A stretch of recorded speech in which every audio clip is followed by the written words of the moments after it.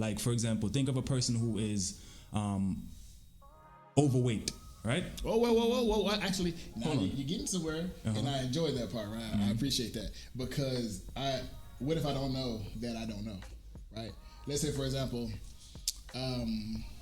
I've been told all my life that I'm beautiful, regardless of how I look or, you know, how big I am or whatever my habits are. We're going to accept you for the way you are. And too, like being overweight, somebody can feel very confident and have high self-esteem. For sure. Correct. You know, so because the culture is definitely encouraging that. Yeah. They can have high self-esteem, but they're still not being honest, because if you know what overweight can ultimately lead to, that in itself is going to allow for you to make that change that you need to make. Slowly, so gradually. yes, I mean, there's a lot of people that are overweight that are healthy. But but then it'll lead that goes to deep though. Yeah. What is health? Yeah. Well, what is healthy? There's definitely a metric for that. But basically what I'm saying is, if I've never met the truth, right? Because everybody that I know is a yes man or a fluffer, you know what I'm saying? They're always in my corner. They're never really brutally honest, and I never really dealt with that before. Where's the starting point for that? Because at this point, the culture is in such a coddling stage of the culture that, you know, we accept you go queen, you go king, you know, there's nothing wrong with you. You can have 10 babies with 10 different baby daddies. There's nothing wrong with you. You're perfect. So how do you identify that you're actually a negative person or have a negative situation when everybody tells you, your whole circle, your counselor, your mentors, everybody's telling you that you're the best, you're doing good? I mean, at that point, because low self-esteem is how you perceive yourself.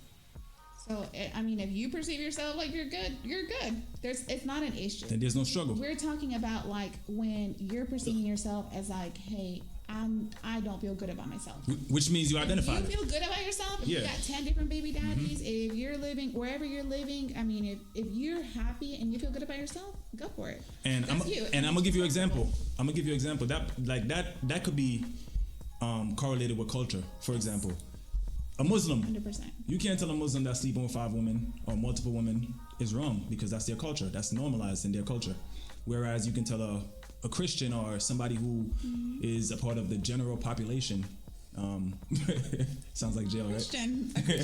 A Christian or somebody who's a part of the general population, and they'll say, no, you know, you're supposed to have one person and treat that person give that person your all, do this, do that. So it's all about perception. So like she said, if you don't feel within yourself, like if you reflect and you don't see any issues with anything you're doing, then that may not be a situation of low self-esteem. And that's why I said in the beginning of the video, it's a very intricate and debatable topic. You know what I mean? Because what I consider low self-esteem may not be something you find important, you know, to make it a esteem issue. Yourself. You know what I'm saying? How you view yourself. How you view yourself. And your surroundings. So to answer your question though, I don't want to go away from answering your question, because I mean the audience paying attention. Like, where y'all going?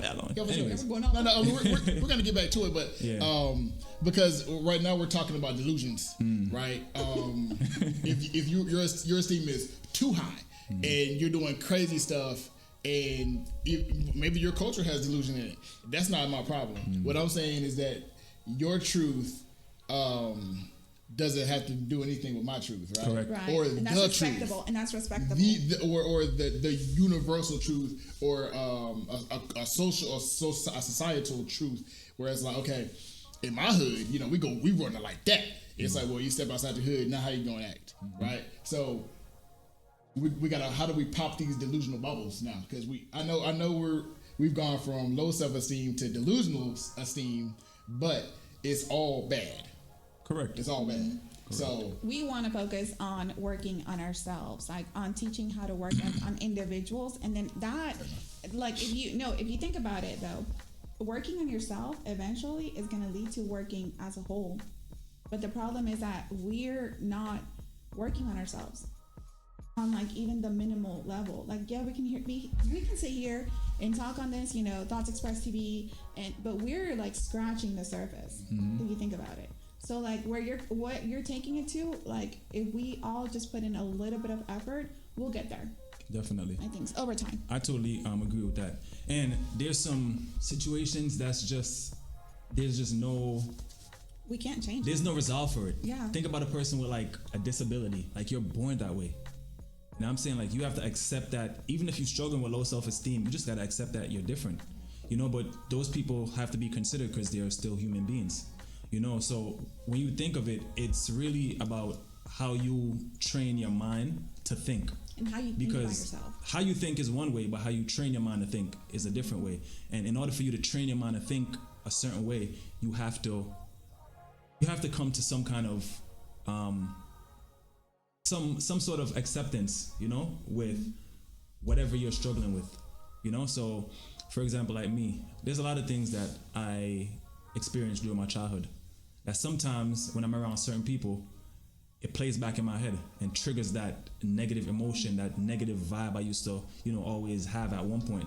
I've overcame it, but certain situations put me back in that mindset. So I've just trained my mind to, think positive every time that thought comes into my mind. Think about all the things I achieved and, gratitude and how I overcame that struggle. And, from that point to this point. So I started to channel my thoughts in a different direction, and that sort of worked like therapy for me, So that's actually where I wanted to get to. Gotcha.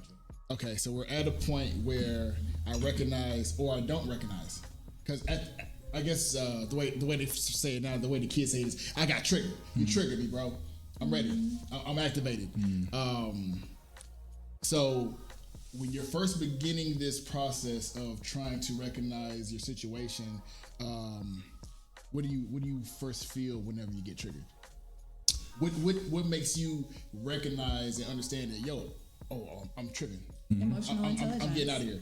So what's that? Yeah. That's exactly what I was about to say. Yeah. Emotional, Back to the other episode. emotional intelligence. Yeah. Okay, so we got a lot of references back to the first episode. Yeah, but what I'm saying is, okay, so for that, I'll give you an example, right? Let's see. I'm getting triggered.